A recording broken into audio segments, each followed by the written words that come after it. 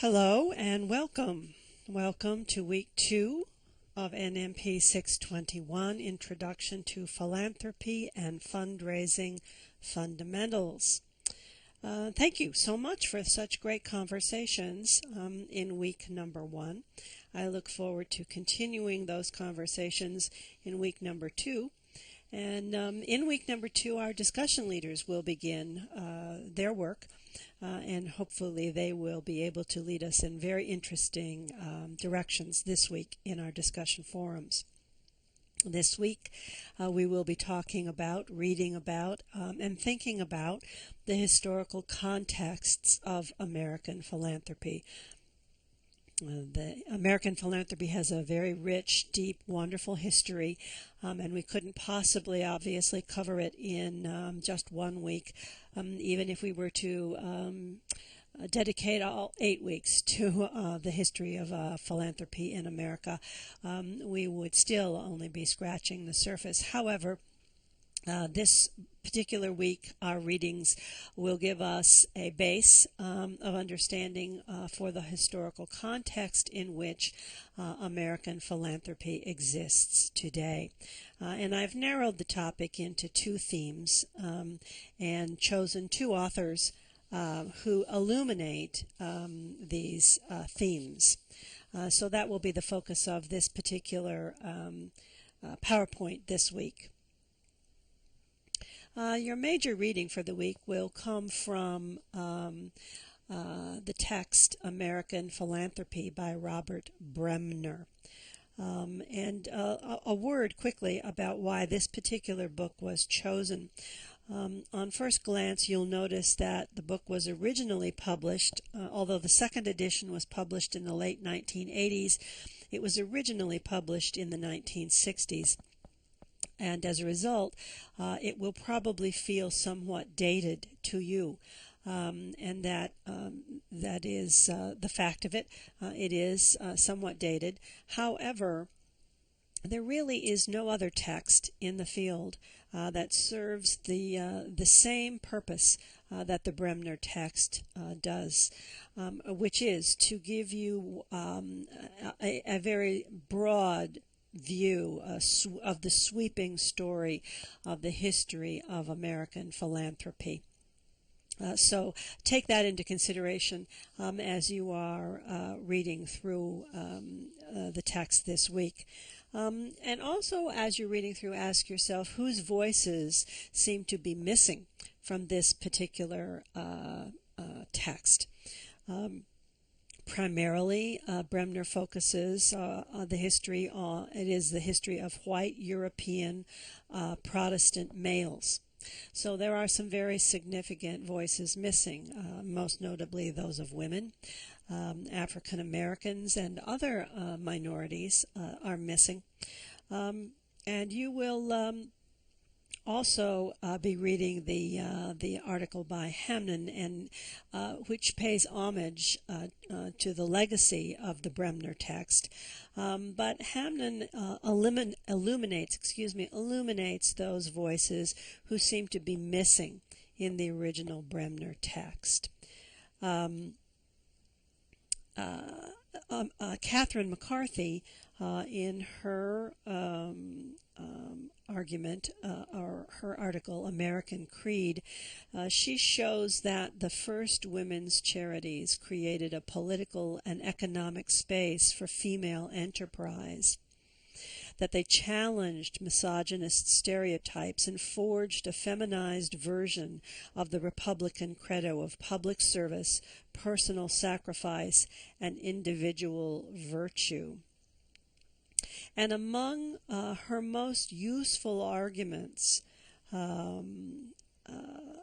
is that the 3-sector model, which is so prominent in our contemporary vernacular, and in point of fact in the NMP curriculum, never really existed. But we'll get back to that in just a moment. Let's talk briefly about the themes that you'll be reading about in American philanthropy. The first of which is the discussion of charity versus philanthropy. In this context, charity meaning immediate relief of suffering. as opposed to philanthropy, which is more intentional and which deals with root causes, long term. The discussion of the conversation in society about the deserving poor versus the undeserving poor. And the discussion about the emergence of scientific philanthropy. And this is a very important component, and we will come back to this often, the notion of scientific philanthropy, in which the goal is to solve problems as opposed to, with charity, the immediate relief of suffering. But scientific philanthropy is also data-driven, and it came about the same time as the emergence of the social sciences, and it is definitely a more thoughtful way of giving. The discussion of the shift from community-based giving, models in which the givers and the receivers have a direct relationship to one another, and the shift toward more institutionalized giving, where the donors and the receivers really are not related to one another directly, rather they are related to the institution. The donors are directly related to the institution, or the recipients or the clients are directly related to the institution, but not to each other. And finally, as I said, the not as prominent, but still I want you to think about the role of women and fundraising and community work and their role in all of that. As I said, McCarthy believes that three-sector model never really existed. And she provides numerous examples throughout her book of how nonprofit organizations were intertwined with the market and with government from the very onset of their existence. I'm going to take a little bit of time and talk about John Winthrop. This is really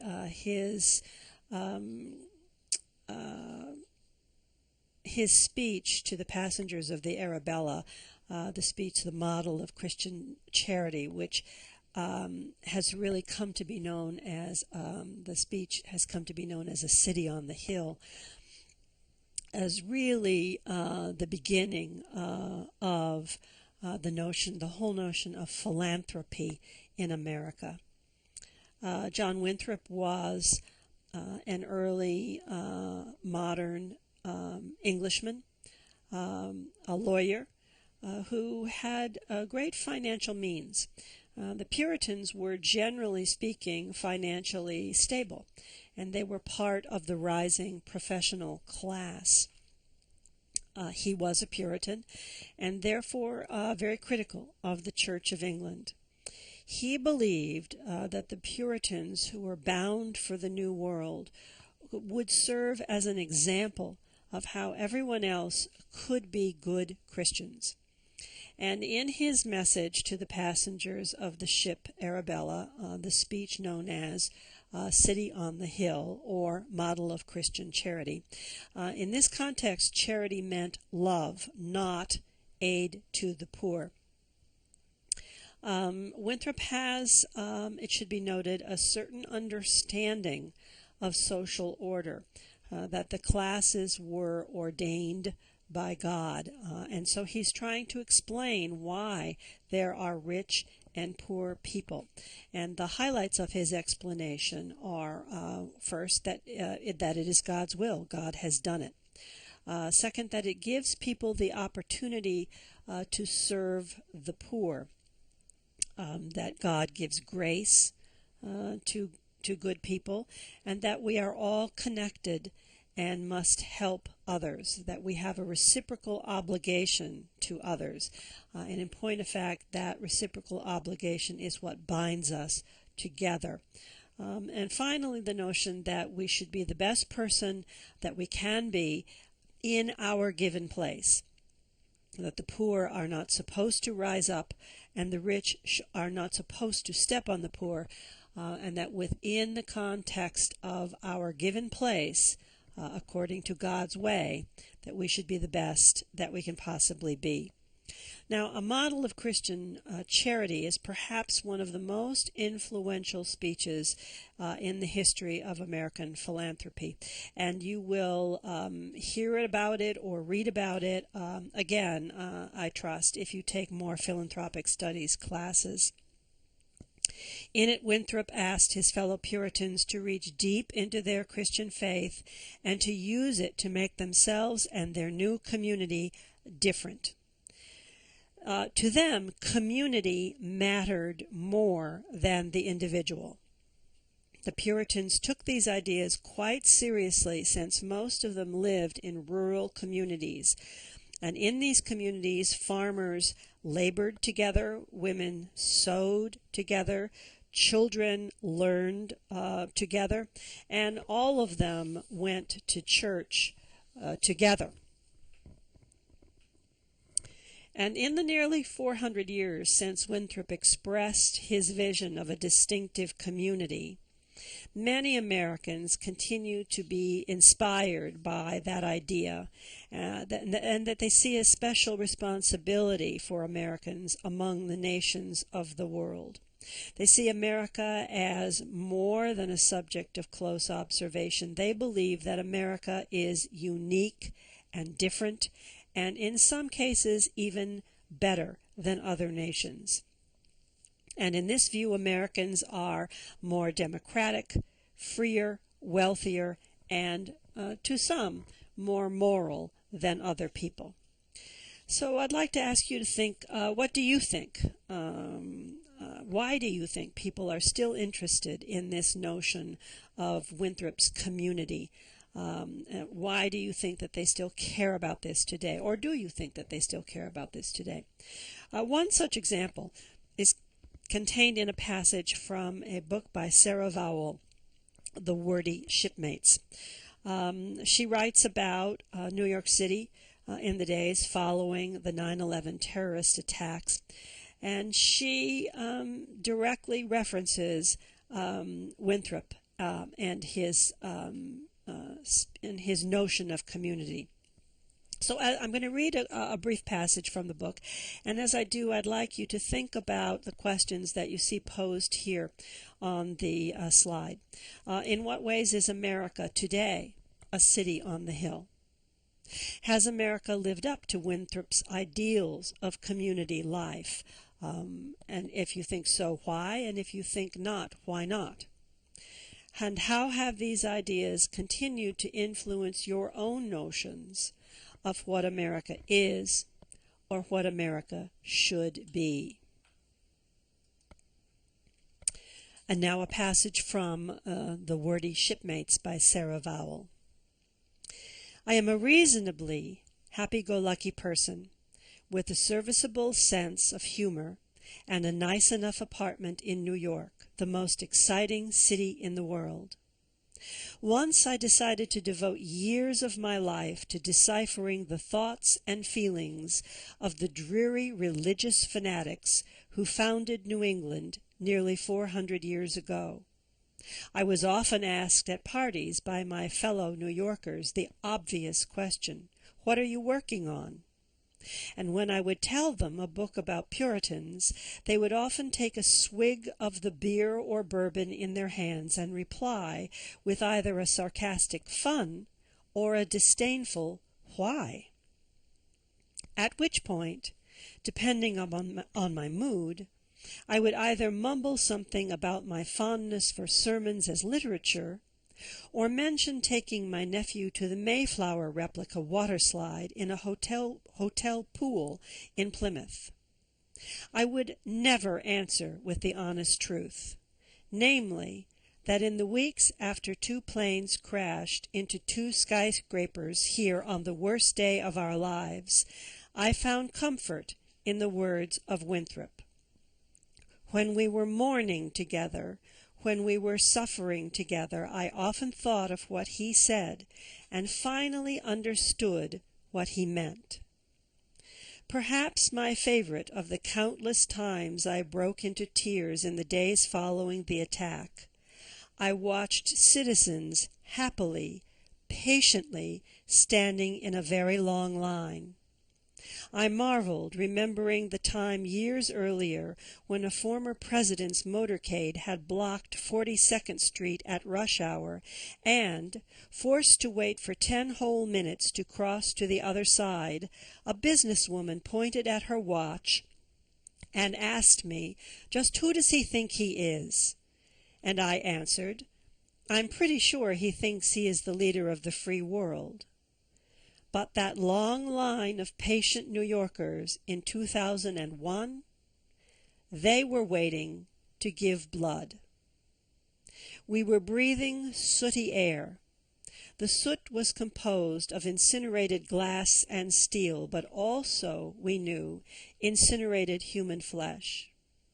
When the local TV news announced that rescue workers sorting through the rubble in search of survivors were in need of toothpaste, half my block, having heard that there was finally something we could actually do besides worry and grieve, had already cleaned out the most popular name brands at the corner deli by the time I got there. So at the rescue workers' headquarters, I sheepishly dropped off 14 tubes of Sensodyne, the toothpaste for sensitive teeth.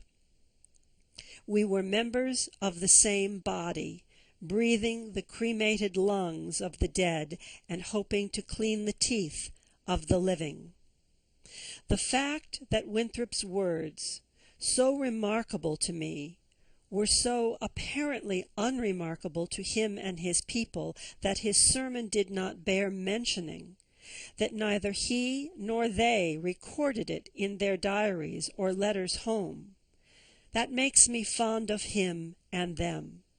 Despite their unruly theology, their sometimes hair-trigger hate, the fact that the image of being members of the same body was so agreed upon to the point of cliché, that makes them worth getting to know.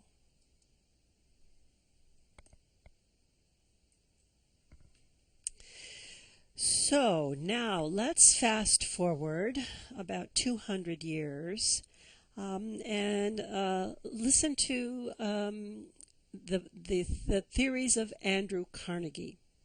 The Gospel of Wealth, in which Carnegie justifies the acquisition of wealth and class stratification by economic competition and survival of the fittest. Carnegie believed that due to the economic system that there would always be rich and poor, and that it was the duty of the rich to care for the poor.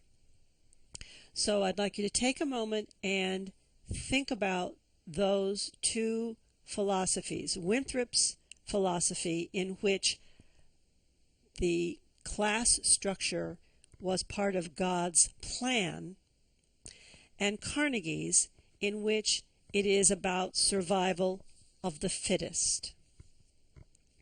Now, Carnegie epitomized the emergence of scientific philanthropy, which is a movement away from the immediate relief of charity to a business-like scientific approach to solving the root causes of complex social problems. His philanthropy was designed to empower individuals and was a long-term investment. In an essay, he describes his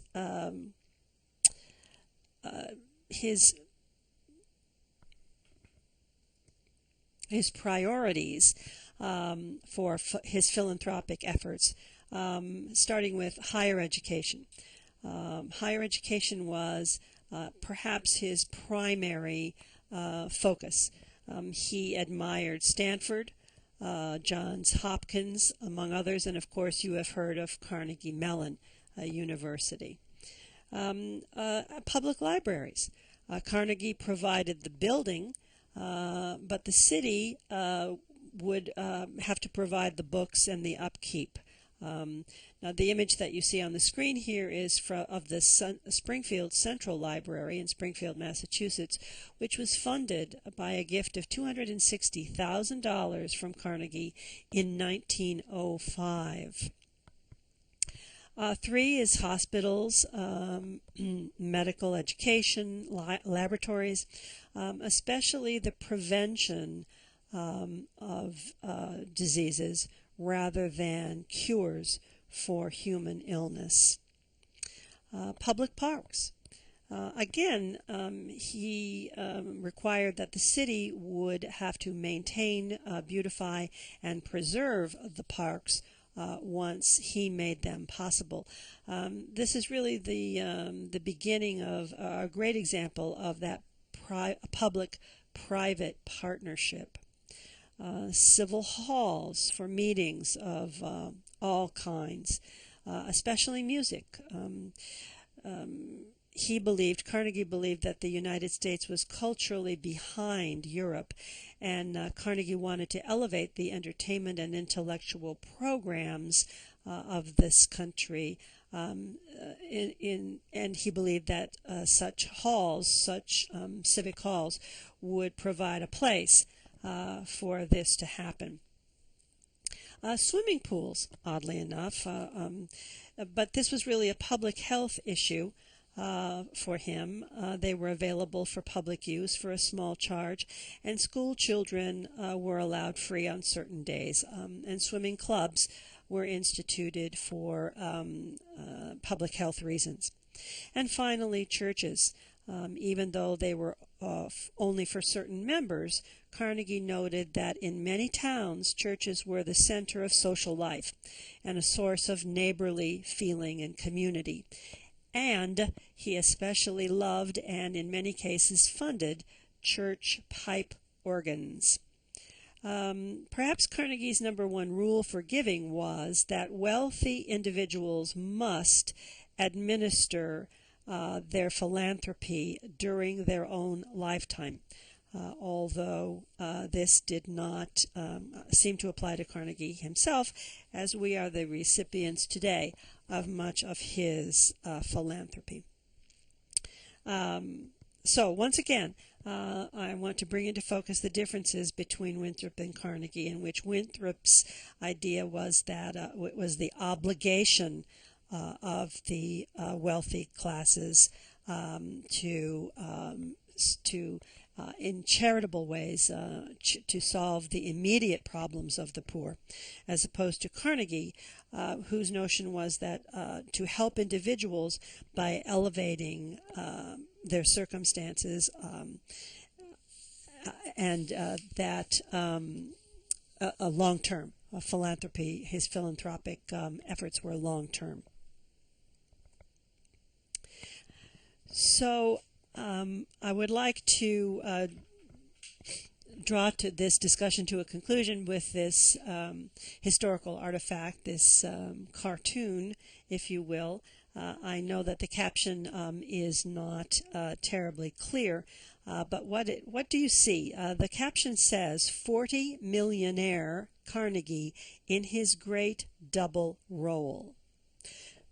So take a look, and what you see is Andrew Carnegie in his double role, as the caption said. Andrew Carnegie was born in Scotland to very modest means. As a child, he was allowed to read from the personal collection of a merchant in town, and this inspired his belief that everyone was entitled to a proper education, and his support of free public libraries as a result, and the starting of universities. So you see him there on the left, supporting that notion of a proper education. But on the right, you see him in his role as a steel baron.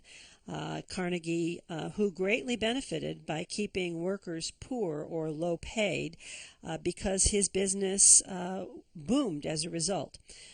So as you read, you may even pick up a patronizing tone about Carnegie. He felt a responsibility to give to benefit future generations through parks, libraries, etc., and to provide something the poor would not otherwise have. But at the same time, he was the beneficiary of their low circumstances. So here you see a critique of Andrew Carnegie in his own time. So you might think about that as we move forward. So let's recap the key takeaways for this week. First of all, we will read about giving as an important social relationship, that notion about the relationship between the giver and the recipient. Giving as a religious obligation. The rise of institutionalized or scientific philanthropy as characterized by Carnegie. The birth of the era of large-scale philanthropy and the power of individual donors. And lastly, the tension that exists between the best kinds of philanthropic efforts and the purposes of philanthropy, the move away from charity and towards philanthropy. And as you read this week, I want you to think about, for example, what are the best vehicles for philanthropic efforts? And how do we measure success? How do we solve complex social issues? One of the major takeaways from this week, as you will read in the Peyton and Moody, is the thinking that philanthropy it really has more to do with the social history of moral imagination. That's Peyton and Moody's emphasis in the chapter that you will read. So I want you to think about that intersection between the Peyton and Moody text and the Bremner text and the overarching themes for the week. So the assignments and the discussion forums for the week, just to recap, your assignment for the week is a philanthropic timeline essay. The directions are there in the week 2 module. It's a 1,000-word essay. Please make sure that you have your APA format correct, including a title page, a running head, correct in-text citations, and a separate list for your references at the end, and that is due Sunday night. Also this week, you are to sign up for a time to speak with me. I would like to have the opportunity just to check in with each one of you to see how you're doing, where your questions are, where your challenges are, and for those of you that I did not have an NMP 600, an opportunity for me to get to know you just a little bit better. So please sign up for those times so we can speak. There are 4 discussion forums with the initial post due by Tuesday night and the response posts by Friday at 11:59. And finally, this is the first week that our discussion leaders will begin. And for those discussion leaders this week, remember that one of the responsibilities of the discussion leader is to have your initial post done by Monday night, to check in frequently throughout the week and keep the conversations going, and finally to post a summary in each discussion forum no later than Sunday night. So that's it for these remarks. Sorry if they've been a little lengthy this week. I look forward to hearing from you. If you have questions, remember you can always reach me by either texting me or giving me a call. My number is 845-380-0155, or you can send me a message through the Canvas system or through the BayPath email system. But stay in touch, and I look forward to talking to each and every one of you this week. Thanks, and have a great week.